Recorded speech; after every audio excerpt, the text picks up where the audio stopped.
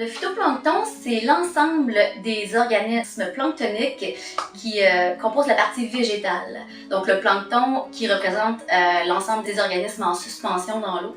Donc il y a une partie végétale, le phytoplancton, comparativement à la partie animale, qui est appelée le zooplancton. Donc comme il est en suspension dans l'eau, il vit autant dans l'eau douce que dans l'eau salée.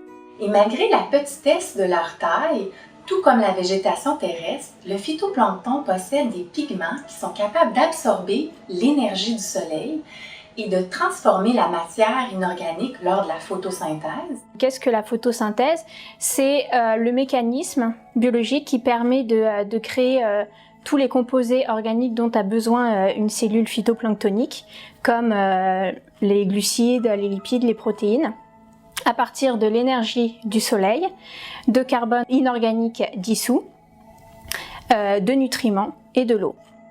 Par le processus de photosynthèse, les phytoplanctons vont prendre le dioxyde de carbone atmosphérique, donc vont le pomper de l'air vers l'océan, un peu sur le principe d'un puits, vont le transformer, l'incorporer. Le carbone, donc retiré de l'air et maintenant stocké dans l'océan, va être transféré aux autres maillons trophiques. De ce fait, les océans participent à réguler le climat puisqu'ils limitent la quantité de dioxyde de carbone, par exemple produit par les activités humaines, et diminuent le forçage radiatif que ce CO2 pourrait avoir dans l'atmosphère.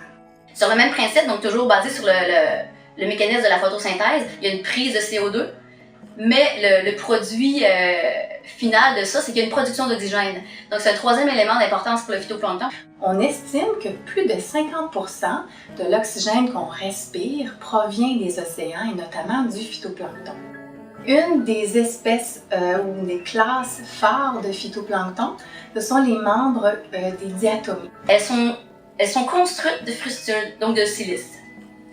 Donc au niveau de la morphologie, elles sont différentes. Elles ont besoin d'un environnement où est-ce qu'elles seront maintenues en suspension dans l'eau à l'aide de la physique de l'environnement. Donc ça prend une zone plus agitée. Un deuxième groupe de phytoplancton sont les aptophytes. C'est un groupe qui est composé d'espèces dont les formes varient beaucoup. Parfois, elles peuvent vivre en colonie, parfois seules. Alors, certaines vont produire des écailles qu'on appelle coccolithes, du nom de coccolithophores. Ces écailles, elles sont faites à partir de carbonate de calcium. Puis on a d'autres groupes comme les dinoflagellés, puis d'autres groupes qui sont un peu plus minoritaires. Chaque groupe a des spécificités morphologiques.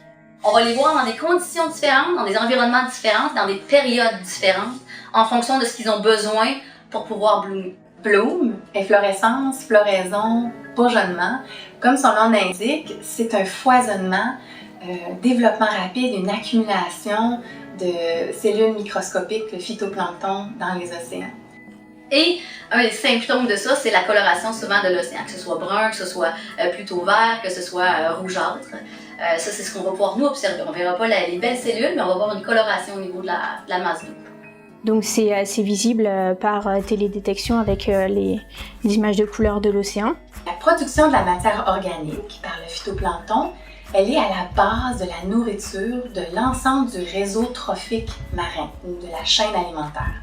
Le phytoplancton sert de nourriture aux brouteurs des océans. Et ce zooplancton sert de nourriture aux poissons, aux mammifères qui eux-mêmes servent de nourriture aux êtres humains.